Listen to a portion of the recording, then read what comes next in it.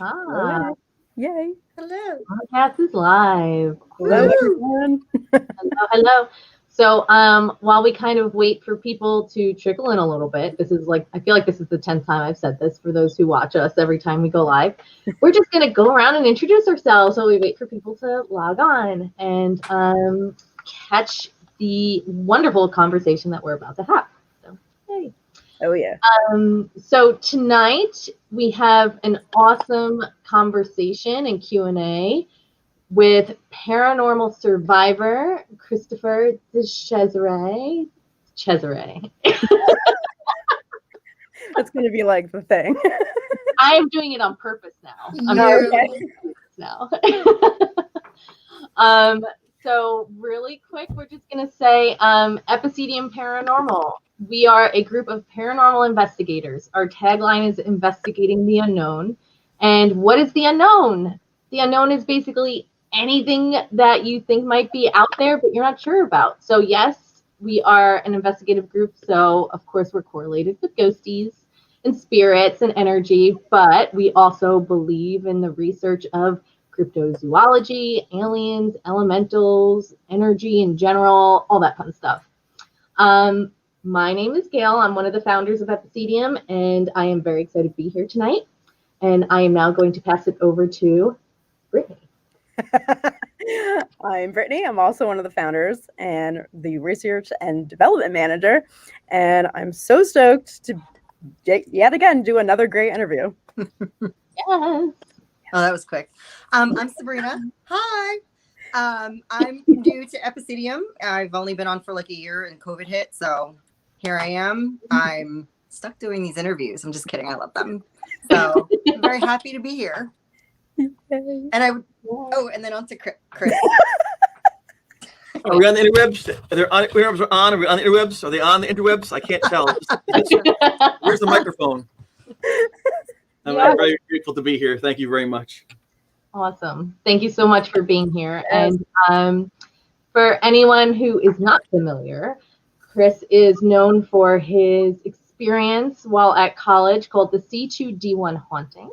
He is also an author of a couple books, including An Examination of the Extreme Haunting and How the Ghost Boy of Geneseo Came to Be, and also Surviving Evidence, Memoir of an Extreme Haunting. You can catch his story on Syfy's School Spirits Dorm Room Nightmare and also on the independent film, Please Talk With Me. So thank you, sir, for being with us tonight. We're very excited for this. Absolutely. Yes.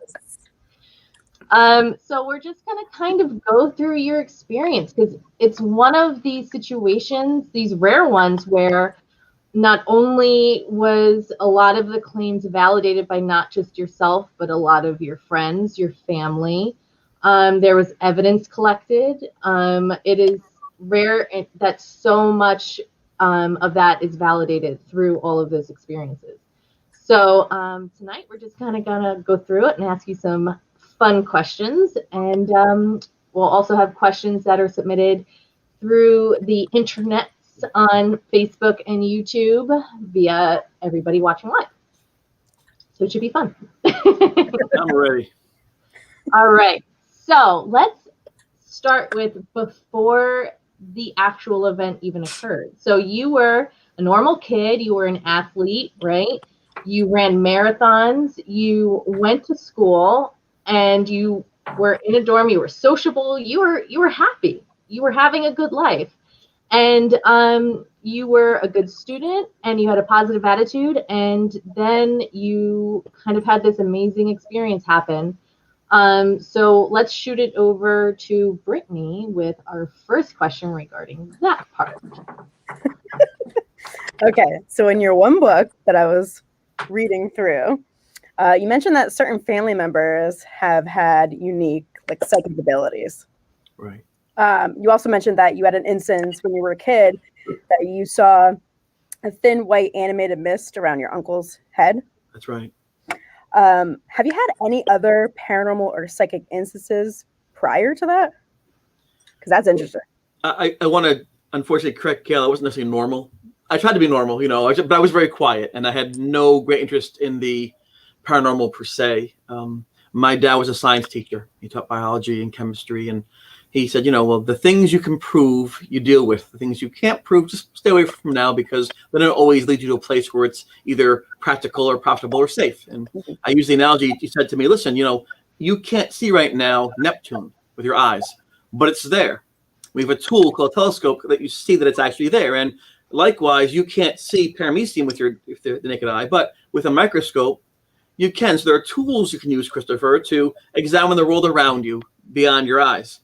But the ghost aspect, there was no ghost goggles to put on and say, hey, look who it is over there. There's no way to necessarily prove that was a factual thing. So my dad steered me to not necessarily away from the paranormal, but towards the things that were provable, so that I could, function and pursue a career or interest that were, hands-on, which I appreciate. That's a good kind of thing. I didn't do things like Ouija boards. I didn't read tarot cards. I didn't watch scary movies. That wasn't my thing, and that's okay. Yeah. That's what I think, though, made it hard for me when things started to happen, because I didn't really have an understanding of how things work. There were two ghosts, Casper, right, hopping along, and then there's Jesus, and so between those two things was a void, and I didn't know much about that void in between those two things, or two extremes, and I did have one experience when I was very young. My great-grandfather, he was born in 1897.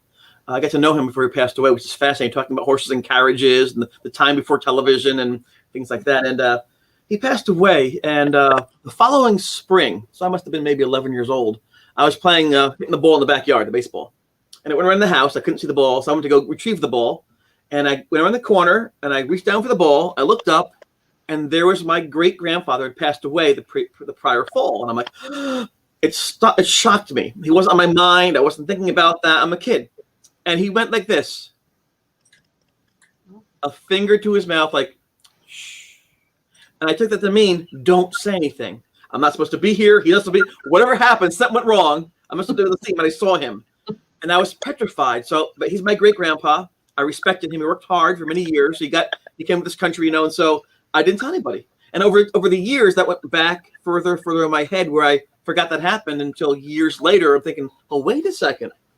Things like that. And then when I was around 16 or 17, my Uncle Johnny passed away. But right before that, I was speaking with him, and he started talking to me, shook my hand, and all of a sudden, things slowed down, almost as though it were a tape being played, and they were delaying that tape as though, how are you? Strangest thing.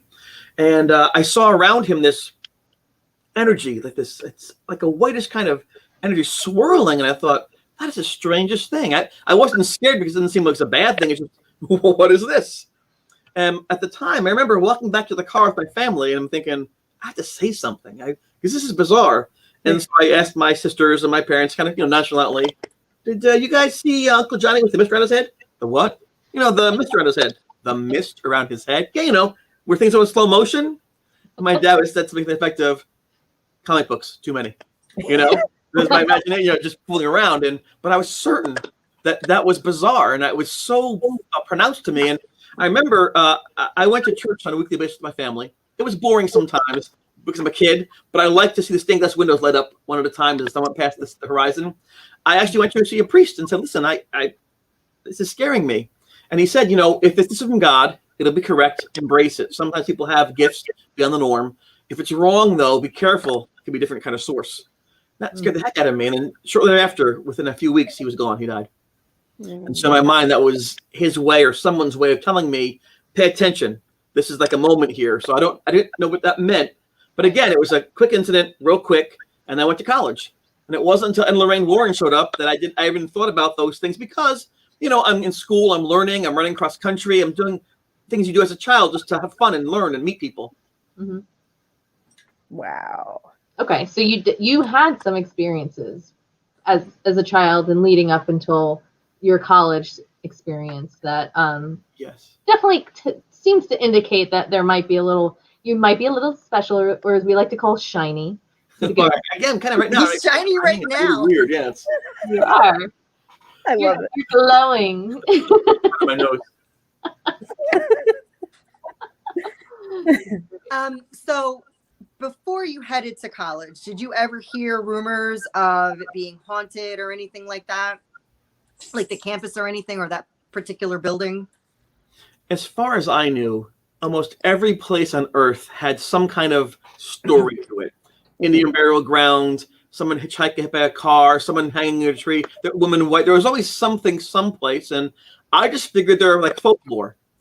Something that you tell at the campfire, because hear the kids, go to sleep now, kids, kind of thing. So I thought they're functional storytelling, less like, a story you might tell in fiction. I didn't know that they're necessarily a real thing that can be analyzed and experienced. And even my two experiences, the first was maybe 5 seconds, could have been my imagination. The second was something only I saw. I didn't cause it, so it could be a one-off. Maybe I was tired. So I began to rationalize things away to say, well, those are strange things, and I can explain them, but they're misread things in life. So Gotcha. Makes sense. And you just referenced Ed and Lorraine Warren, and for those who don't know, they're a very famous married couple who is known for Amityville Horror, Conjuring movies. They were one of the premier and kind of famous paranormal investigators, mediums that were existing at that time, and so it was very common for them to go on the lecture circuit and go to campuses such as yours. I think that was even before their big hit movies, is when because this all occurred in 1985. Is that correct? Yes, 84 to 85. Yep. 84 and 85. So you attended this lecture on your campus with your friend Jeff, correct? Absolutely, yes, that's correct.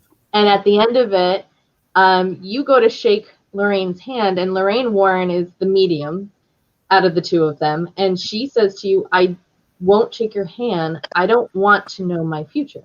That's right, yes. So bizarre. that kind of seems to be the spark that lit the match in a way, in regards to, and you can confirm this or deny potentially, that the experience really started to happen kind of after that. So what did that mean to you when she said that in that time, and now after the fact? How do you interpret that? It's interesting that the way someone interprets something is very unique to themselves. Mm-hmm. So you can watch a sports event and one team wins, one team loses. If your team wins, it's a good game. If your team loses, it's a bad game. It's the same numbers, the same thing, but you and I might differ as what the game means to ourselves. You might be bummed out, I'm celebrating, or vice versa. So things are very subjective to us. And I went to the presentation because my friend Jeff said it's free. And I was in college. I had very little money at the time. So I figured, well, if it's free, why not go and just listen to what they have to say? I didn't necessarily think anything of them. I didn't really know who they were. But when I got to the theater, it was packed. Hundreds of people were there. Hundreds. They must have been famous for something I knew. And I thought, well, it's kind of like Star Trek. We talked for the show about Star Trek. Star Trek isn't necessarily real. There's not really a Picard or a Kirk. There are actors playing them. But I love the storylines. I love the element of hope, of exploration, of search for meaning. And Game of Thrones, all these things you watch on TV, the movies, they're wonderful things. You don't have to have it be real to appreciate it. So I figured, whether even it's fake, I'll enjoy the show. And they were great. Lorraine Warren was elegant and well-spoken. And when she said something, you knew she meant it. She believed it. And that was interesting to me. Like, she really believed this stuff. It wasn't like a sales pitch. Ed, too. So I thought, well, that's pretty interesting, because if someone believes it, it makes you pause for a second. I began thinking to myself, is that possible? They play these EVPs, they called them. These sounds they put over there. Like, what was that? Was that a goat?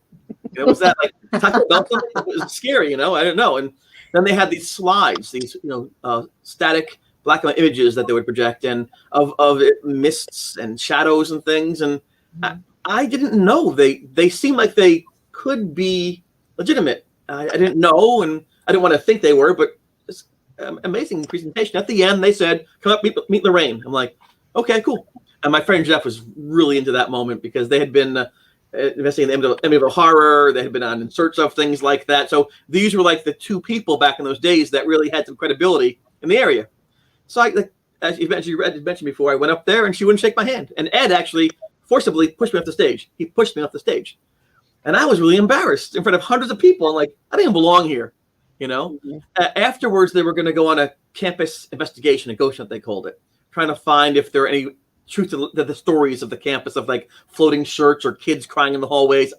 And Jeff wanted to go, and I said, I am not going to go with them. They were rude. They feel with the stage. My feelings are hurt.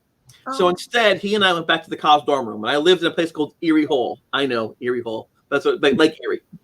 Yeah. And my room was C2D1, the C building, second floor, D quad, first room. So when the haunting began to take full force, we didn't say the word ghost. Too much attention attracted that way. We just said, how are things in C2D1?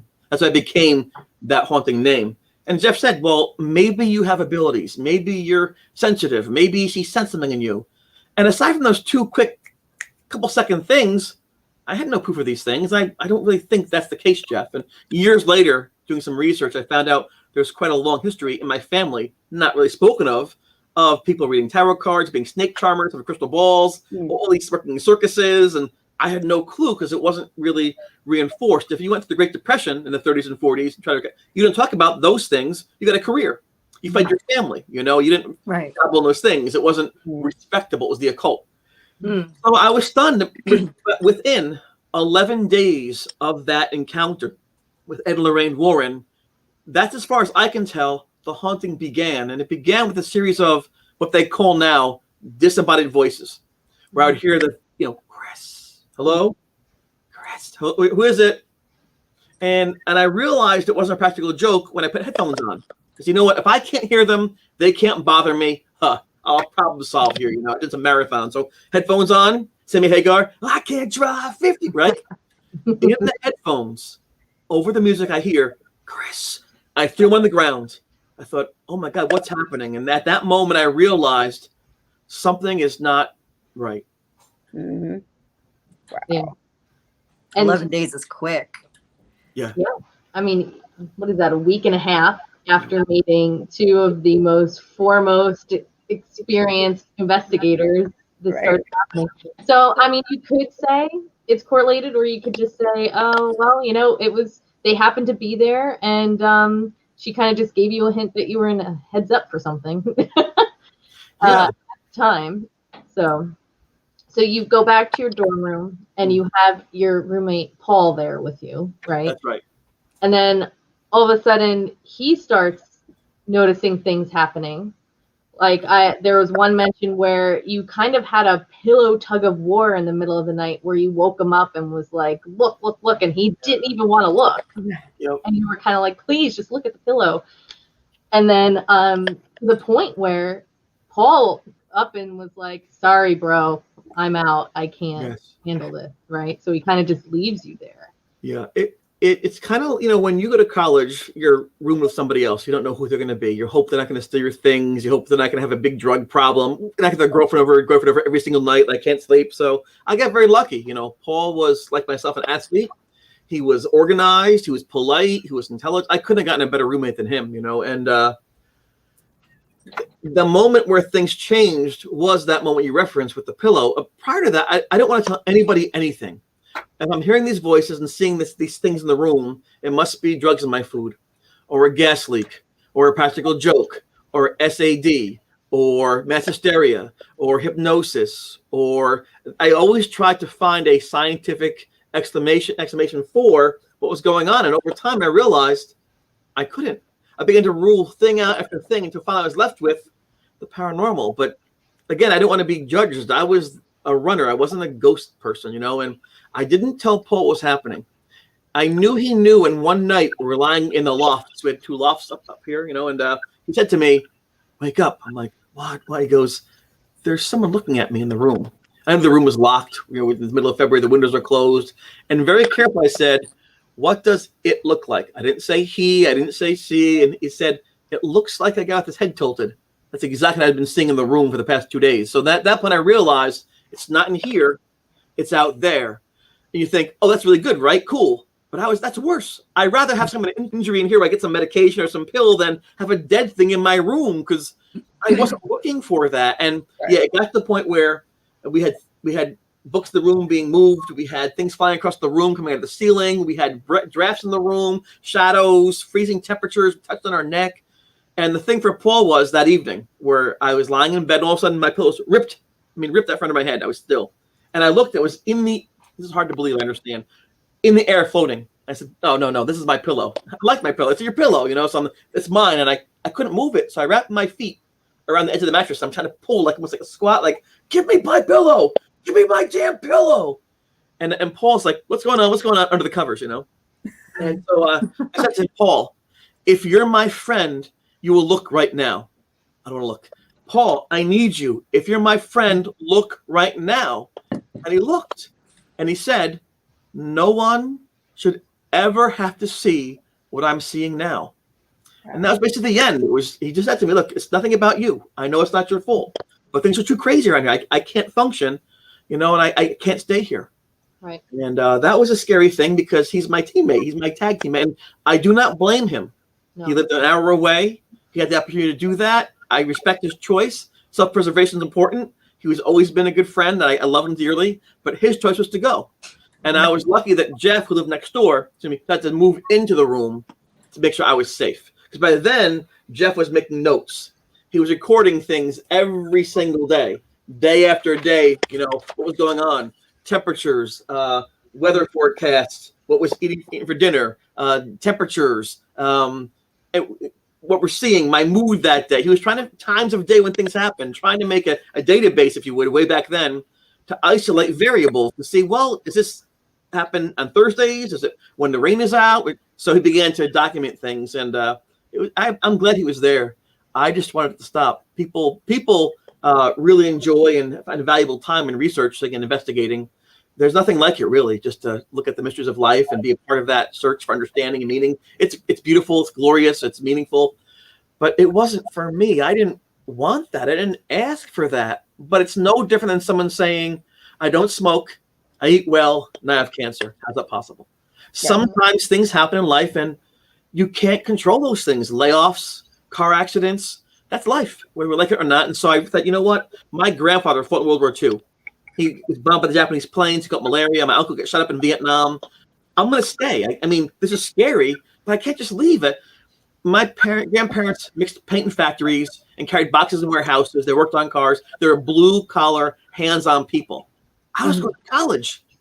I was going to make something of myself. I can't just give up now. And so I wanted to stay, even though I was scared to death, and survive this. Mm-hmm.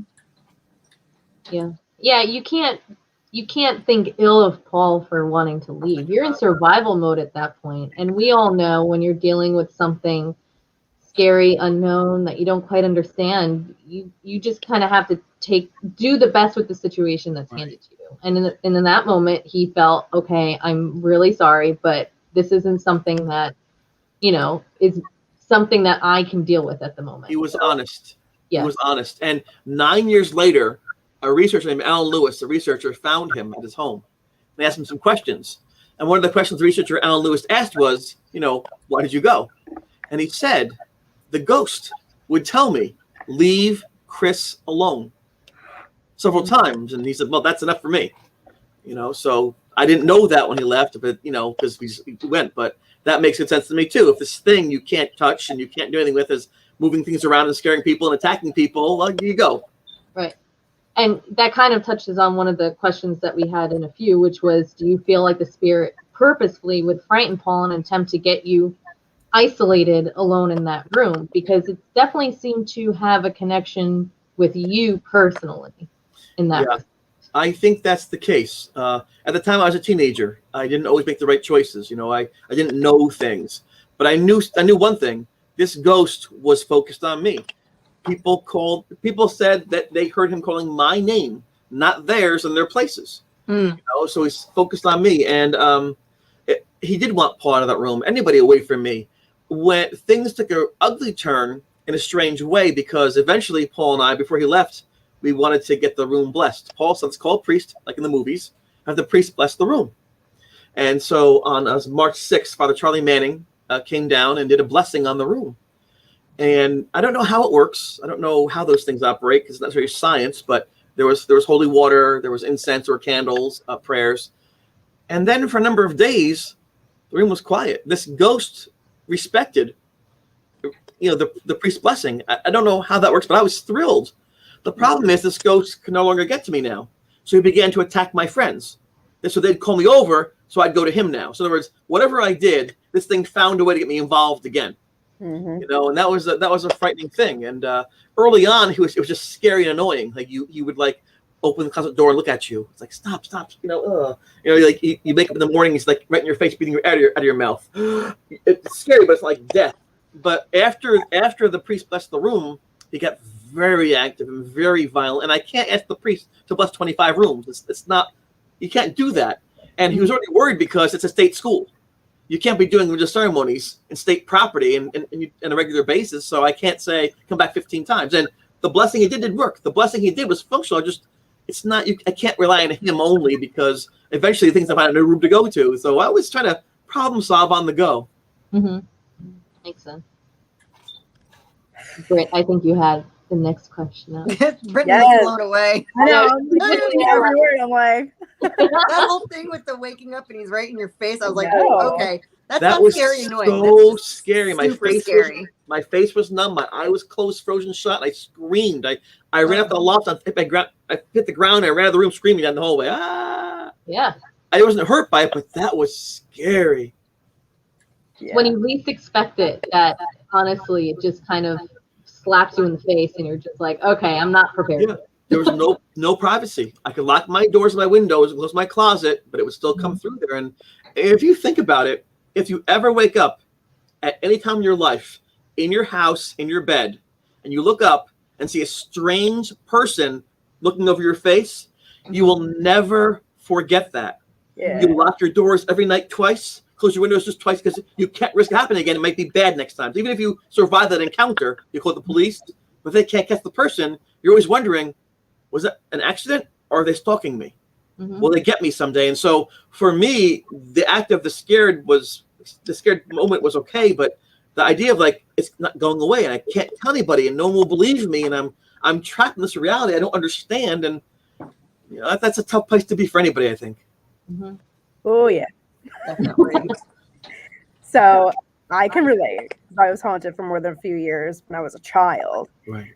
And I was traumatized for years after that. But I know the feeling, especially when you know that something that I know I couldn't see with my naked eye, but I know it was going through my things, especially when I wasn't in my room. Right. So I know in your experience, this was messing with your stuff as well. Oh, yes. You know, can you just talk about like how that made you feel? Because I know for me, in my experience, that made me mad. I'm like, absolutely. You know, when I was in high school, there was a fellow student. Her name was Paula Pereira, a friend of mine. She ran track with me in cross country, and I remember we were doing winter track, and so it was dark outside by 5 o'clock, and we did our workout. And on the sports bus, she said to me, "Let's go on a date." And I didn't. She had a boyfriend, I thought, you know, and I was doing my studies. I didn't really have time, honestly, for a girlfriend. So I said, "No, thank you." She goes, "We should go on a date." I'm like, "Listen, I really don't want to." And she got angry. I wasn't saying that I didn't want to be near her with her friend. It's just I didn't want to do that right now. I have other things I'm trying to work on. And she got off the sports bus and was very upset. Well, you should have said yes. And I'm gonna hitchhike home. The next week, the police came to the school. She hitchhiked and was strangled, raped, and murdered and left for dead in the road. I didn't know. And I was the last person to talk with her off the sports bus before she had been killed. And so I became a suspect because we had an argument, but it wasn't really an argument. They finally found the person, I think 17, 18 years later. He was a serial killer, but it was a scary moment. And so I always felt bad if I just lied to her and said, "Yes, I will." She would have stayed in the bus. She wouldn't have died. And even though it was a total serendipity thing, I know that my saying no and being honest with her and respecting her truly rather than lying was the right thing to do, but it ended up indirectly in her murder and the assault. And I felt terrible. And so I went to college and I brought with me a picture frame, a picture of my little niece, but behind it was the picture of Paula. Just every once in a while I'd say a prayer for her, say, "Listen, I hope you're okay. I hope they didn't find the person for like over a decade. So we didn't know. It was a bit of fear for that too. I remember in the middle of the haunting, one morning I woke up and the picture frame was opened. And on the desk was her picture by my chair. I'm like, oh my, it knows. How does it know? How could it possibly know that? That was horrifying. So things like that, you know, terrible. There's a total invasion of privacy. And I used to run track and cross country, the big gang showers, you're all naked in the shower. if I got changed in my room and the door opened up a little bit, the closet, and look at me, it felt weird. I had to cover myself up because it was different. It felt different, and I couldn't explain why. I didn't feel safe in my own room. You felt violated. I did. And it sounds so strange. People say, well, it's a look. How can it violate you? But if you've ever been targeted by somebody or stalked by somebody or in a bad spot, that look into action or opportunity. Right. You know, and that's the fear of that, you know, and they're going to say, well, what did you do to do that? And it's the victim shouldn't be blamed for the assault that occurs, you know, and so usually it's women who are victimized and men who are the abusers. In this case, I get a first-hand experience to a small degree of what it's like to be questioned. Well, why did this happen? What'd you do? I go, okay, you know what? Let me put this right here in my brain, because it's so easy to blame somebody. Well, why are you there? What were you wearing? Rather than saying they shouldn't be able to put their hands on you. That should never happen to a human being. So insight. Right. Yeah, absolutely. It's one of those things where you feel you have your private, everybody needs their safe space, their private safe space. And in that instance, you didn't even have that, because your safe space was exactly where it was targeting the attack towards you. My pillow, where my head goes. Right. Picture of the girl who was killed, I kept secret. I mean, just every place where it was like a place for me to feel safe, it took away. Right. To force encounters. And at the time, I must be honest with you, I thought it was evil. I really believe it's an evil thing. It wanted to possess me. I thought it was like some kind of demon, maybe even. I didn't know how that worked. Looking back, and we can do the more later on, I really think it was desperate. Mm-hmm. Desperate. And when you're desperate, you might do desperate things. Drug addicts will steal from a store and get caught for a pack of cigarettes. What are you doing? You lose your kids, but you're desperate. You know, and a dog, even if your best friend, your family dog, will snap at you if they hurt their leg and you touch them. So over time, I've realized it's probably a case of extreme fear and desperation. But I didn't at the time. I figured this thing is evil. Right. Absolutely. Now you did touch on, the fact that you were a runner, and we discussed that earlier. Yeah. And I think Sabrina actually had a question in regards to that, which actually was very intriguing to me. That question that you had. Oh, with the 10 count to 10. Yes.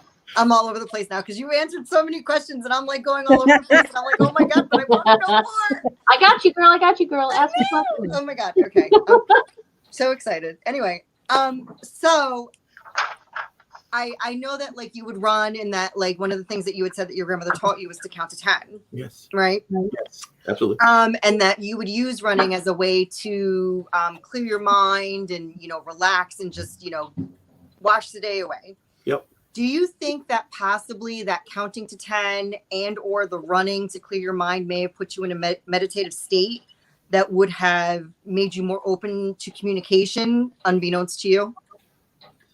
I can actually see the logic in that question, because that can happen. Let me answer it this way, because I don't know if I agree or disagree with you, but I will answer best I can, because I'm not sure how you interpret this.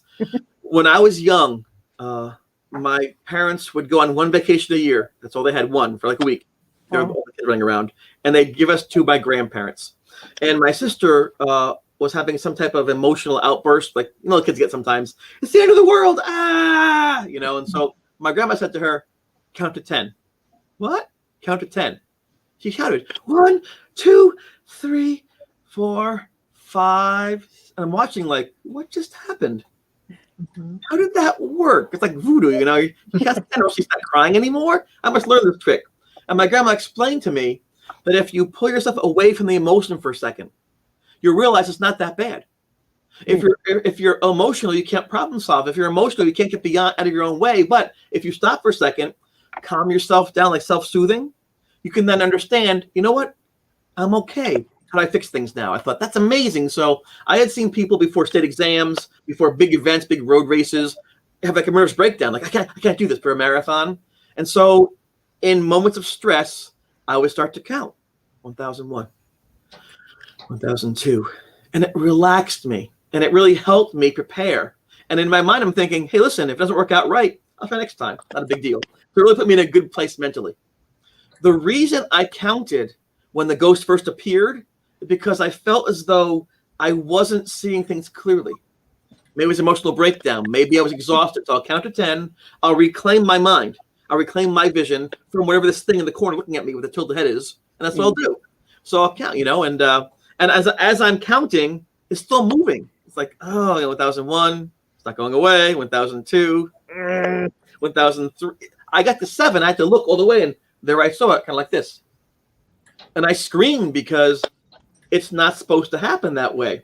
There are no ghosts. They don't do this. You did your count to 10. The science, this is not happening. Why am I seeing it? And so I panicked for the first time in my entire life. I panicked. And I ran into the room. I started banging on doors. Help, help. And before the show, we were talking. I'm usually kind of upbeat. I'm happy. I'm sociable. I like being alive and having friends. When people saw me screaming and banging and running and for terror, they didn't know what was happening at first, but they knew something was real and something was happening. I think because my reaction was so extreme, people paid attention to it and said, "What's going on? Let's help Chris out." As far as the meditative state, I don't know how that works, because I always try to use that as a defense against what's there away from me or outside of me, more like stress. But you have a good point. I can see how that indirectly or unintentionally could put myself in a place where I could see things better or hear things better. So I can either confirm nor deny, but I love your question. I do. It's we can actually see a little bit of a mirroring here. So we were just talking about how the ghost was, or spirit, entity, however you want to call it, was taking extreme measures to kind of get your attention. Yes. And you said, they do things when they're desperate. You do desperate things. And you, in turn, reacted in the same way. You were desperate and started running out, banging on doors, screaming. Yes. And if you think about it, that's kind of what the spirit was doing with you, banging around, moving things, screaming. I needed help. I needed help. In that moment, I realized I needed help. When you run marathons, everything has to be carefully planned. You're training up beforehand, build your mileage base up, doing some speed work. The night before you carbo load. In the morning before you take a shopping market, you put your splits on your arms, make sure you're pacing yourself properly. Water intake before you get thirsty, pacing, breaking the wind broke before you. It's all the things you plan out. And so you control your environment. Mm-hmm. I couldn't control my environment, and I panicked, and I screamed, and I ran. And yes, it was an extreme reaction, and it's always embarrassed me. But I can say this. It was a true reaction, and it wasn't done to look at me or hope this was on Facebook. I thought I was going insane, and I was afraid of going insane because I would let my parents down and my friends and my teammates, and I didn't want to be a burden to anyone. I wanted to be a helpful person. I got lucky that right next door to me, the first door I ran to, because it was closest, was Jeff's room. Mm-hmm. And Jeff could have laughed at me. He could have not opened his door. He could have pushed me away, but I didn't know. But when he was younger, he'd watch TV shows like In Search of, and That's Incredible. And he always wondered, is there anything out there? I mean, are there UFOs? Are there cryptids? Are these things real or not? Because those are cool. He'd take his flashlight at nighttime when he's a little kid and try to think of the stars, and nothing ever happened. He'd go on hunts in the forest and see a fox or a rabbit. And by the time he got to college, he thought, you know what? They're fairy tales.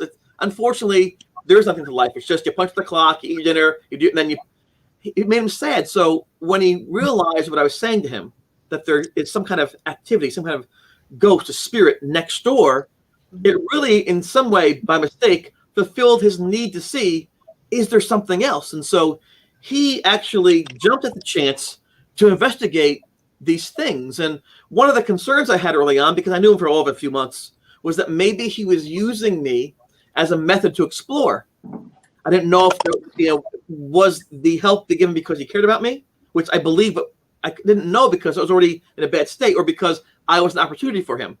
Mm-hmm. And one of the things that happened at one point in the haunting was I was attacked. I was bleeding very badly. And he wanted a picture of my back. And I said to him, Jeff, don't take that picture. I don't want to remember this. I don't want to recall this. I don't want that there. And he said, well, the light's getting dark outside, the natural light, and this. I said, Jeff, please, if you are my friend, you will not take that picture. He put his camera down and said, I'm your friend. Mm-hmm. So you would think, oh, foolish Chris. It's a picture of your back. It's an attack, the 3 lines. I mean, that's epic. People don't show that. That's incredible evidence. I wasn't about showing things. I was surviving things. Mm-hmm.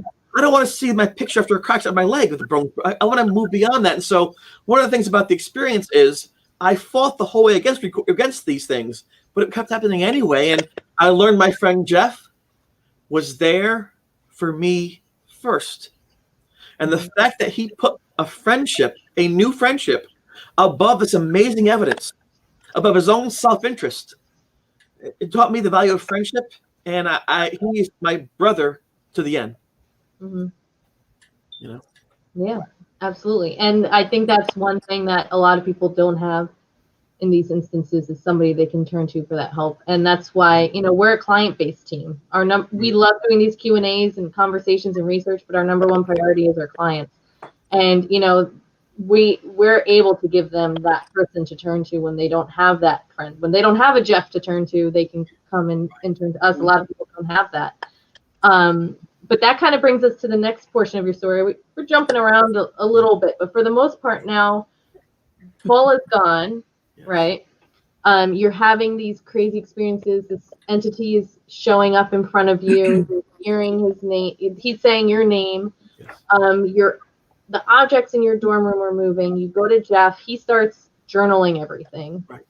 And then you have this evening where you kind of set up an experiment almost in your dorm room.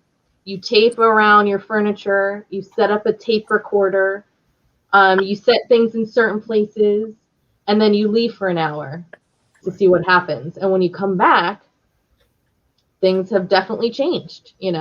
You listen to the tape recorder, there's noises on there, and then all of a sudden, the entity appears in your room. You have this moment where it comes out of the closet, and you capture a picture that's now kind of famous, the skeleton picture. Oh no! Yes. Skeleton picture. So, coming to that now part of your story, discussing the evidence, Brittany already asked your feelings on how you felt knowing your items were being touched. And Brittany, Sabrina had a question regarding the evidence as well that you were able to capture. So obviously it's very compelling that you were able to capture evidence of the haunting with, the photo evidence and everything like that. With the photo evidence and the rest of the evidence that you had collected, did you find that it was becoming easier for you to accept that you were indeed having this type of experience? And especially when your friend was able to validate that this indeed was a haunting? Yeah, that's the way it's supposed to work, where you look for some answer and you find the answer and react to the answer. That's what we hope for in all areas of life, right? You're solving a math problem in school, you're trying to figure out what's wrong with your health, you try to analyze, get data, and then react and fix the problem. It's a beautiful thing. And I thank Jeff for being there. He's, as much as they call me the ghost boy, he's the reason the ghost boy survived, and is able to tell his experience. And I want to, if I can, as answer your question, give you a bit of an analogy in talking about evidence, because we mentioned before about two perspectives.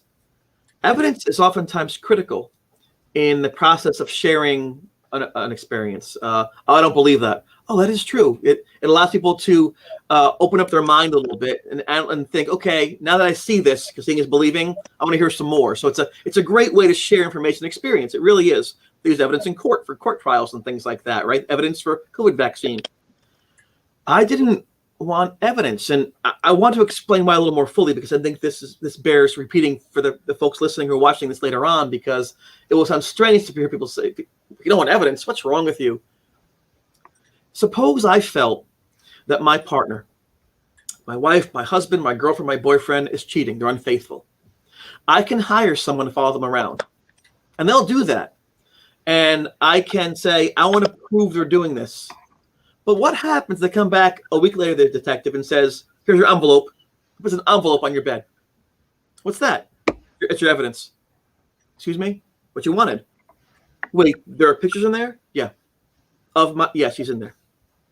We'll take a look. I don't know if I want to see pictures of my wife or husband or boyfriend or girlfriend with somebody else. Are they happy? Is it my room? Do I know the person? Was it yesterday? Ow.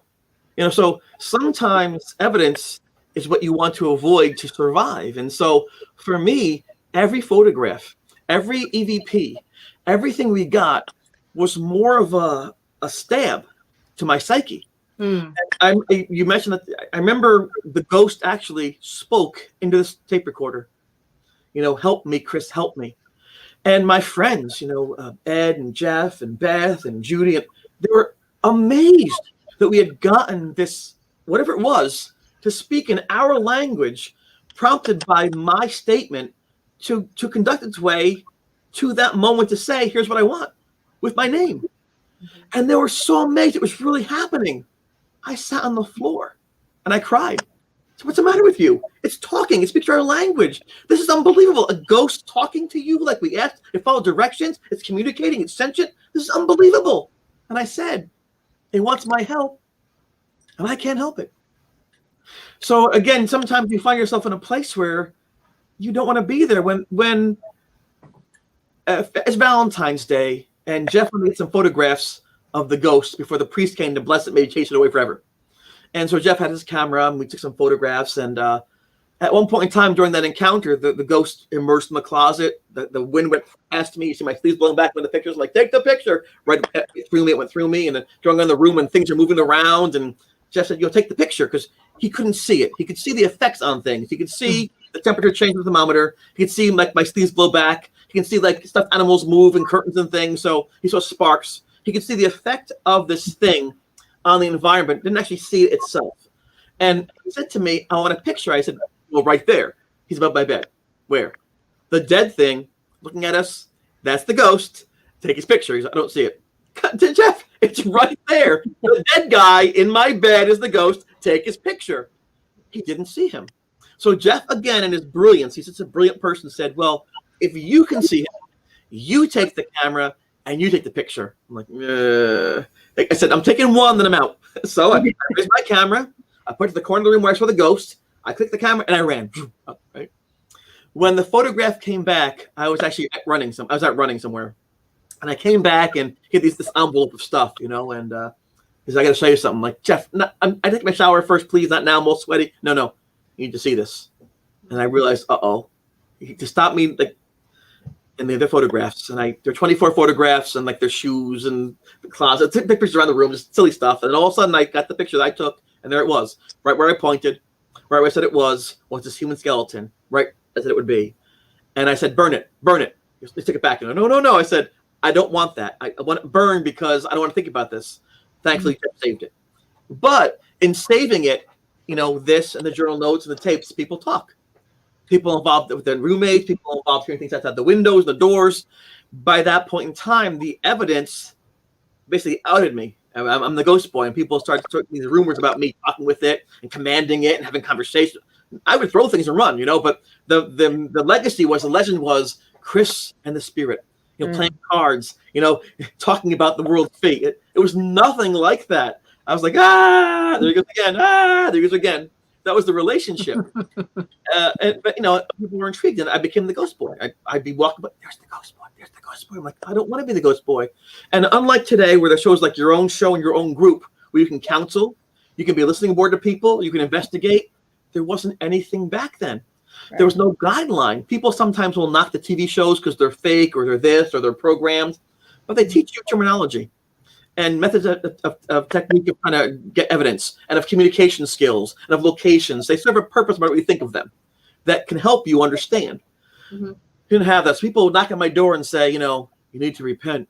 You're going to go to hell, This is, you're being punished by God, by the spirit, because you're evil. I'm like, I don't even smoke. I don't even drink. What are you talking about? I don't do anything. It's not nice, Or knock. If you're Jesus, who am I? I'm like, what? So we're so extreme. Because I'm talking with ghosts. I'm hearing things. This is God's dimension, the spirit realm, So it wasn't like today where it's investigated scientifically or, it was out there. And so I didn't know what to do. I didn't know how to react to it. It was not cool for me, But looking back now, I'm glad I survived it. I'm glad people find value in the experience. Yeah. So for anybody who's interested in seeing the picture, I believe you have it up on your website, right? Yeah, actually, there's probably too much glare, but I keep the original print out of it between my Ed Warren statues. Oh, here you go. Let's see if I can. This is is the Bible I had with me in college. But I keep all my stuff here just in case. But this is, it might be too much glare. I'm not sure. But this is the ghost photograph. And you might see the poster of Bill Rogers, the runner. This is the on the right. Yeah. This is the ghost right here. This is the pelvis and the spine, the rib cage, the sternum. So I'll see if I can get a little closer. Yeah. Right over my bed. And that blue pillow you see is the pillow the ghost had taken right from under me that made Paul very scared. That's amazing. And there's a plush animal, Super Pickle. It would move back and forth when the ghost got into the room and would go past the window and shake like violently back and forth. Wow. So I just keep that. It's a reminder for myself, because even though it happened, sometimes in my mind I think that is so bizarre. Did it happen? And so I'm glad now we have all the photographs and eyewitness accounts and the priests and the parapsychologists and the police officers and the photo. I mean, it's nice to know because people keep telling us it's not real. You might start to believe that. Sometimes people fall in love. He doesn't love you. And then the relationship breaks up. People say, meanwhile, if you give them a chance, they survive in the relationship. Yeah. We have a comment from Ronnie. A support system is very, very important when you're going through a tough time, no matter what. Great insight about how important that is. Yeah. Yeah. It really is. And if I can say, if you don't mind, when you find yourself in a very dark place, whatever the reason why, there's a sense of shame too sometimes. Why am I have a job? Why am I single? I'm 30 whatever years old. Well, why can't I pass that test to get my degree? How come I can't manage my finances? I don't have my own car. Things like my relationship failed. What's wrong with me? And you doubt. And it's nice to have people around you who can meet you where you are. I was walking in Pennsylvania at the Steamtown Mall near Scranton, and this guy came up to me. I didn't know who he was, and he goes, "Oh my God, you're the ghost boy!" Like, oh, here we go. Right, I know what's gonna happen. And he gave me a big hug. I'm like, "Oh, the police kind of thing." And I was like, right. He goes, "You are my hero, Spock, Luke Skywalker, and you." I'm like, "What are you talking about?" He goes, "I read about you in the paper. You were in the paper. I presented to you, right? There's a ghost. You're the ghost boy." He said, "I wanted to be you. The idea of being in a room and talking with the spirits. I'd wrestle and say, I am the ghost boy with headlock. What was it like?" He was really happy to meet me, and I said to him the truth. It was terrifying. Mm-hmm. I thought I would die.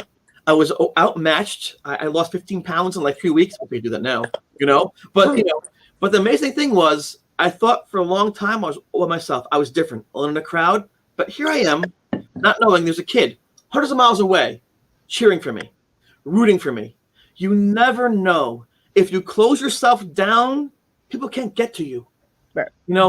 There's always somebody out there who will put their hand to you. They may look different. They may sound different. They may act different. Take the hand, because one day it could be your hand helping them out. Mm-hmm. Lesson learned, And when you talk about people going through things like mental illness or depression or addiction, they're in here. They're not always out where you are. Mm-hmm. And what's in here is their absolute reality. So rather than screaming at them and saying you're wrong, the best thing to do, I learned from my own experience, is to say, what's in there? What are you feeling?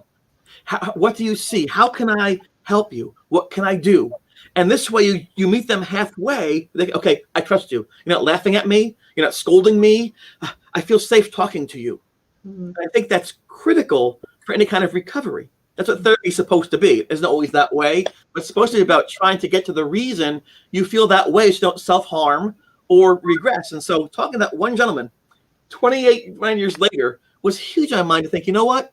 You shouldn't really give up, even if you feel you want to. Right. Yeah. It's very important. And even as paranormal investigators, we always say when we walk into a haunted building or a client's home, or even if we're on what we call a fun hunt, which is like in a public space, right, anything can happen. And we only have each other, and we have to trust each other in that time and know each other in those moments to know, like, if something goes down, we have each other's back. Because even as paranormal investigators, as experienced as you can be, sometimes, if something catches you off guard, it scares you, and you need to know you have your people with you to have your back. You need to know you have that support system for sure. Yeah. It's critical. And that's why, when you're a client-based team, it's incredibly important that they know they can turn to you day or night and, text you, and you can be like, all right, let's set up a phone call. Let's talk about it. What happened? Like, how can we help? How can we get out there?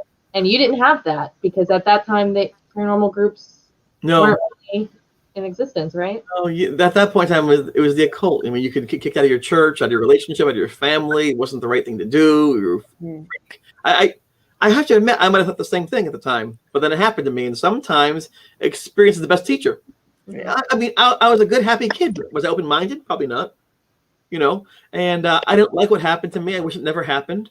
But I'm fortunate that I survived that, and I actually learned from my experience about how to be maybe a better person. So in that moment, you had Jeff helping you. Yeah. And then the only other person you had to turn to, who you brought up earlier, was the chaplain at your campus, right? Charlie Manning. Yes. Charlie Manning. And you spoke about the blessing he did in your room. Yes. How it created a safe space in your dorm room, but unfortunately that just caused it to have to reach outward to get attention. Yes. So at that point, not only does you have an incident in the bathroom where it attacks you. It sounds so fresh you say it that way. Not again. I told you, Chris. Okay. Be more specific. After you took a shower, you were physically assaulted by the entity that scratched your back. Your friends find you. You spoke about that. And then it also goes off after your friend Beth, correct? And at that time, she was attacked, and you guys found her on the floor of her room, right? Absolutely. There's a thing about like psychology of a person going through these things. Do you have siblings? Anyone have siblings, sisters, or brothers?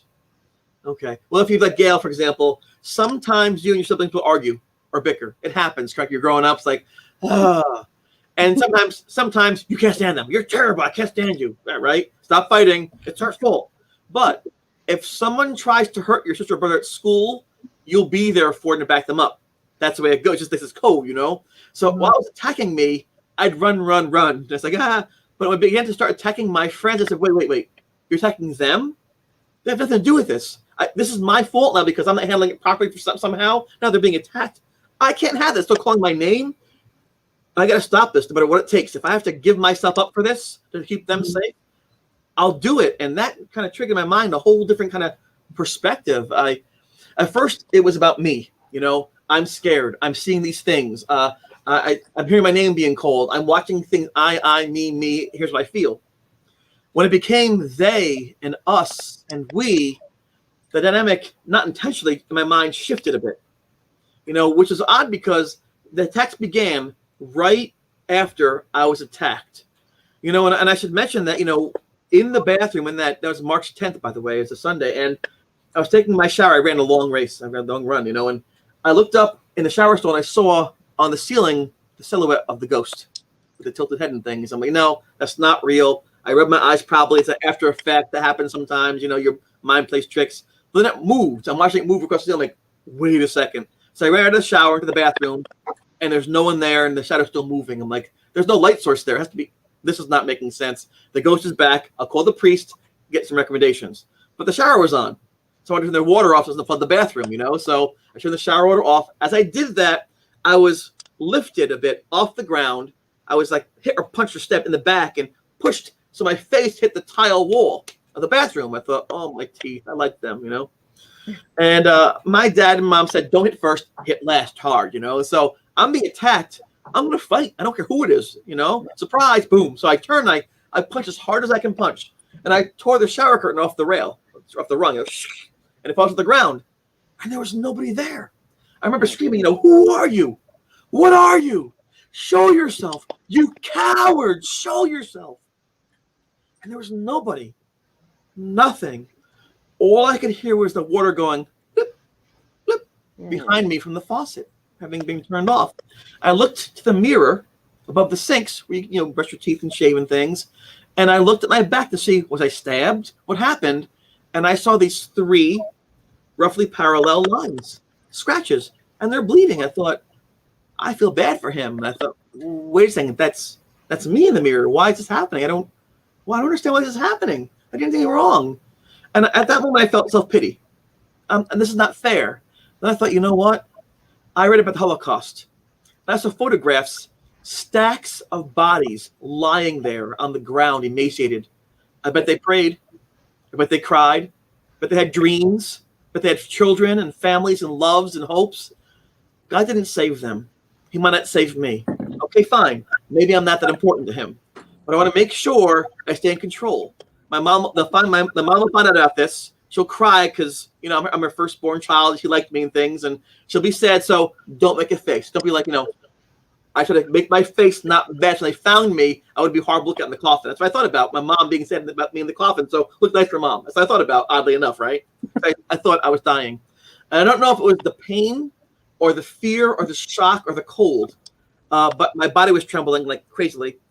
I fell over onto my face on this bathroom floor. And if you think about a male teenage bathroom college floor, they're probably the worst place to fall onto with your face. But I wasn't thinking that way. And I remember I couldn't move, but I could still see and barely breathe. And I remember lying on the floor, on the bathroom floor, and on my wrist, I saw one thing, caught my attention. It was a drop of water on my wrist, just hanging like a bead, like a pear-shaped bead. And I could see it. It was glistening. I'm like, okay, that's cool looking, right? It's cool looking. And I could see in that bead of water, the room upside down. I'm like, inversion, refraction, water refracts light. That's science. Good. And then it fell. I'm like, oh no, my water. It's like Tom Hanks with the, you know, Wilson. I'm like, my water. Like, I said, wait a second. If it fell, why? Gravity. Gravity is pulling the water off my wrist. That's science. I looked down, took my head a little bit down. I saw the floor and the grout and the tile where the water hit was moist and darkened. That's science. So I realized, okay, refraction, gravity, moisture, all these things are science, and they're still working. I'm not crazy. But what is this? I can't every day question my sanity. I can't every day put my brain back together like a puzzle. I'll be too tired. And so I didn't want to die. I wanted to live, but I had no strength to go on. And I was ready just to go to sleep forever. And then after a few minutes later, Jeff came in, and then Beth, and they found me on the bathroom floor bleeding, and they pulled me across the hallway into the room, and that's how those things, you know, took place. And so it was very personal to me. And they said, we're going to the hospital. I wasn't going to go there, Brittany, Gail, Sabrina. I mean, oh, he's self-harming. He's crazy. Give me the cake. The last thing I'm going to do is be sedated with this thing around me where I can't run from it, or to be, you know, retained where I can't. No. Because for a while, I would sleep in different places. I'd sleep in this room or that room to avoid the ghost. I'd sleep in the cafeteria. I'd sleep in different places to get some sleep for a few minutes before it found me again. There's no way I'm going to be judged. And so even though they thought maybe I was wrong with me, I knew there wasn't. But how do you prove that? Every intervention, the person says, I'm fine. You know they're not. But in this case, I understood what they were doing, but they weren't right. And so I made a deal. Instead of going to the hospital, we'll take care of the injury. So we got cotton swabs, peroxide, and bandages. So for 47 minutes, I watched the clock, right? Peroxide, cotton swab, Band-Aid. Right? My whole back up and down were these bandages. And that's how I survived that. And so I really do understand about feeling as though you're being subjected to criticism, you're being judged unfairly. And if that happens to anyone that's listening tonight, you know, just do a couple things a favor. At night, go to sleep, get rest. Eat good food, stay healthy. Write things down when you can. So when you go back to examine things, you're not in that panic mode. There are things that you can do without risking too much of yourself to be able to try to gain some control back into your life. And that helped me. However, when it began to hold down Linda in her bed, she couldn't move, or grab onto Brian's leg where he screamed, or knock out Beth in her room, we found her unconscious on the floor, or things like that, I couldn't just say to myself, relax, breathe, find meaning in these things. My friend was attacked, and so I felt I had to help. Yeah. Now, I believe your father also came to visit you on campus. Yeah. Gail, I was so embarrassed because I wanted to be a man, you know. I'm 19. I want to, you know, I was taller than him, you know. Like I run a little faster. I loved my dad. He was my hero as a kid. I loved his intelligence. I loved his determination. I loved how people viewed him in society. You know, he had the first Head Start program for our district. He got to work for Congressional Black Congress. He was a boxer. He was a championship runner. He was my hero. I wanted to kind of, you know, be like him. And so I went to college. I didn't want to fail. And after the attacks and the blood and all these things, I couldn't control things. I didn't know what to do. And so I turned to my dad. I mean, he was always there for me. And I was so embarrassed to make the phone calls. It's a payphone, you know, and, you know, clink, clink, clink at the coins. I'm like, hey, Dad. Yeah, how's it going? I'm like, I'm in trouble. What? Having a hard time, Dad. What are you talking about? It's real. Dad, it's real. He's like, what are you saying to me? There's a ghost, Dad. There's attacking me. Like, what? You know, and there again, I was lucky that in the past, growing up as his son, I had been a good kid. I didn't pay, just wasn't a bad kid. And he said, okay, I know what he's saying, but he's in trouble. He needs me. So my dad made the 4.5-hour trip in about 3.5 hours. And he said to me, you go in your room, you go to sleep, whatever here comes through me. And for the first time in months, I slept the whole night because I felt safe. And I know it sounds silly, but I liked having a dad in that moment. Some of us lose their parents young. We can't have them, their grandparents. I was so lucky to have two parents, a mom and a dad. So lucky, and I was lucky my dad took the time to actually come and see what's happened with his son. He brought a baseball bat. He brought a cross with holy water in it. He brought a handgun. He here for anything, cult, seance, anything, hazing, go. And in the morning, he didn't say anything. He said, let's go for a run. So my dad and I went for a run across the campus, the douche on the grass, the sun coming up. We didn't even talk. We just ran. My dad and I just silently ran together. Like it was something like a holy ritual. As the world woke up around us, we got back to my roommate says, change your room. Like what? He goes, change your room. So at that point, I realized he must have seen or heard something. He didn't want to alarm me, but he said, change your room. And so I said, I will try. And I didn't know what he saw until the Syfy show. They contacted him. I didn't even necessarily know. And I was watching the TV show for the first time, and there's my dad. I'm like, my dad? He talked about it. And then he said to me, I found out you're going to be on the TV show. I don't like these things. I'm uncomfortable in this area, but I want to support you. There was something there, and it was real. And so if you're going to put yourself out there, I'm with you all the way. Aww. And so people said, your dad, he goes there, and he leaves you there. No. My dad cared enough to come see if I was okay, spend the night, not even sleep, and say, I believe in you. Here's what you do. Change your room. If you need help, give a call. He let me try to solve it on my own 2 feet. So people say, oh, he left you. No, I will never be able to repay my father for the good he did for me in that moment to say I'm loved. He believes in me still. And unfortunately, I couldn't change our room because the semester ended a few weeks later on. They wouldn't do that. And I can't say, ghost. They wouldn't believe that. But I'm very thankful that so again, you can see the pattern here. Good friends, good grandparents, good parents, good sisters, good support crew. The comment was made. I was lucky to be wise enough to realize good friends. I didn't take advantage of people. I was kind of quiet and it was kind of nice. So luckily it paid off in the moment of crisis for me because you don't know who you are until bad things happen. When things are going all nice and easy, today I look this way. I'm going to put this on today. Here's my word for the day. I'll do my hair this way, get in my car. When you don't know if you'll live till tomorrow, who's going to attack you? What will happen around the corner? If I can survive, can I eat? I throw up my food again? You can't be who you want to be. You are who you really are. And you may find that you're not that brave or that clever or that confident or that fast, whatever the case may be, but you learn about yourself. You never forget that. And about your friends. I saw my friends where they really were, not just words. Some of my friends immediately said, yeah, listen, buddy, about tomorrow, I'm not going to hang out. Okay, I'll give you a call. Thursday? No, I'll give you a call. Don't worry about it. I'll get back to you.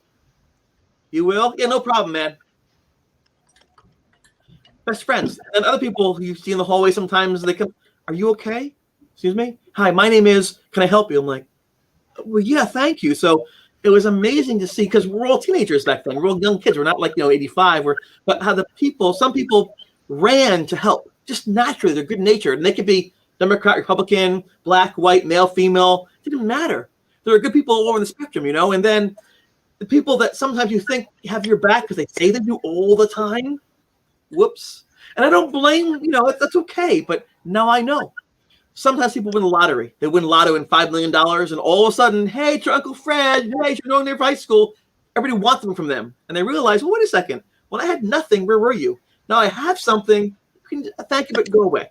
Yeah. People who like me when I was nobody, those are my friends. When I couldn't pay my cable bill, when my car broke down, when I went through my breakup, and they were there for me, those are my friends. And I can tell you that the people that went through this with me, I love them. I really do. And we had a 30th anniversary, 30th year anniversary. You're talking. So 30 years later, it was like no time had passed. We disagree on sports and politics and the economy and things, but you can't break us apart. You cannot break us apart.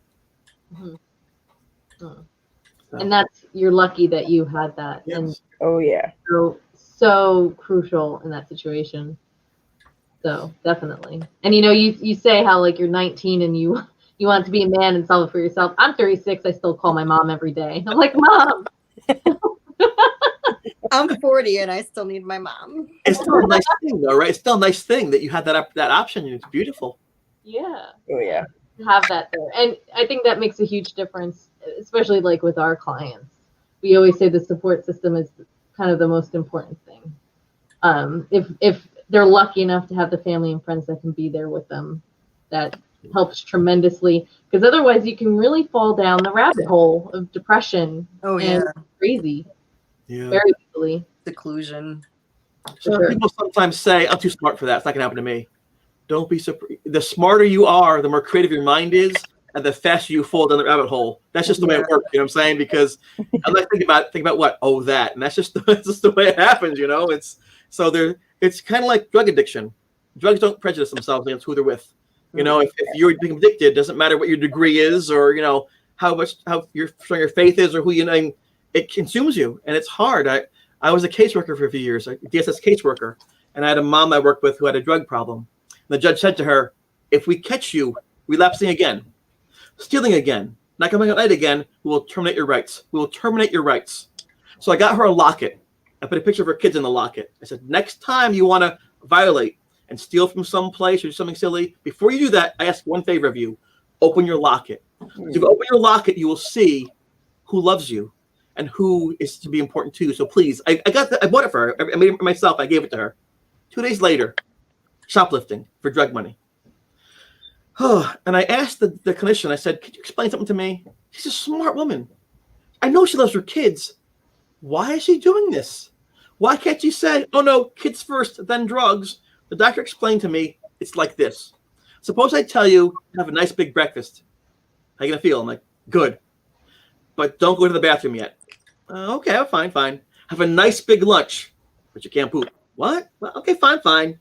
Big dinner, can't go to the bathroom. I have to.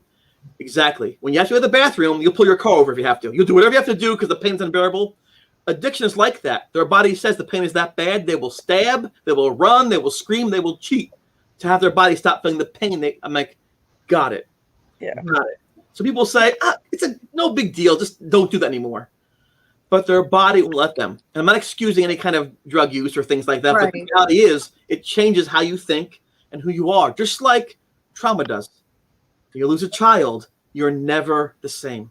That's just how it is, And right. I had friends after 9/11 happened who joined the military to fight for democracy and freedom and civil rights and things and do the right fight.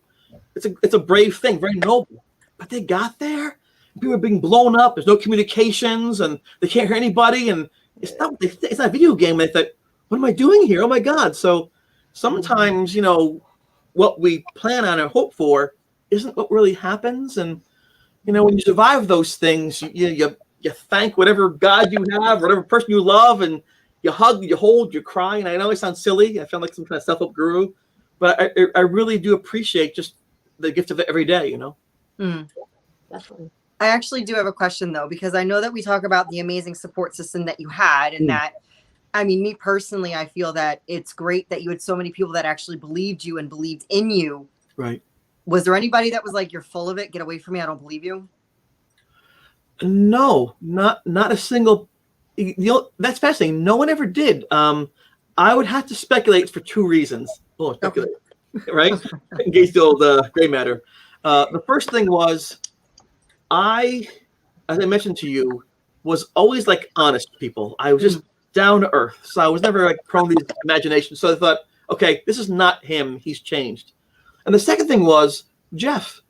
Jeff was very different than me. I mean, I was outgoing. He was quiet. I was artistic. He was logical in those ways. I mean, the evidence is then Paul's reaction and then Beth's reaction. And Judy, I mean, 13 different people saw this thing, or they saw this thing.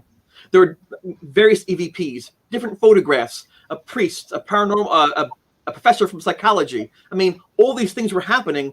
My dad, no one doubted it was happening. Didn't know why it was happening. So it's bizarre looking back. No one said to me, right. That's strange. They might have said it behind my back, but it just seemed like this event engulfed everything.